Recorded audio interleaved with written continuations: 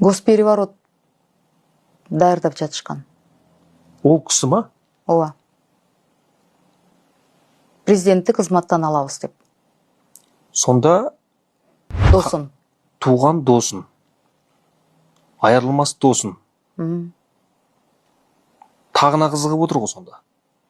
Эми президент айкөл кишкен, ал расмий эми ал эркек киши катары анан деген досу деп мүмкүн эл астында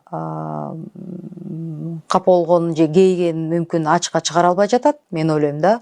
Бирок ал кишиге аябай кыйын, бул өмүрлүк досу аны кызматтан кетирем деп аракет кылышып, ошол кадамдары үчүн ал Камчыбек Ташиевди жумуштан алганы негизги себеп. Демек, өзім мен бийликке келем деп президенттің орнына сол әрекет еткен дейсіз ғой? Жок, анын бардыгы билет. Парламенттин 90 депутаты билет. Оны жалпы бұл енді бірден бола салмайды ғой бұндай ой. Алдына дайындалған ғой сонда, е? Ооба. Көп убакыт дайындалып, даярдалган адамдардын эми четинен азыр суракка чакырылып жатат болуш керек. Кээ бир адамдар абакта, түрмөдө.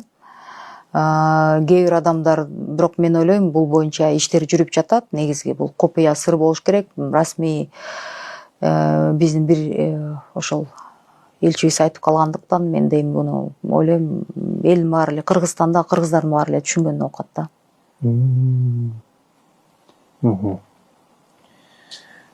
Так пен табыттың иесі жоқ дейді жалпы өзі.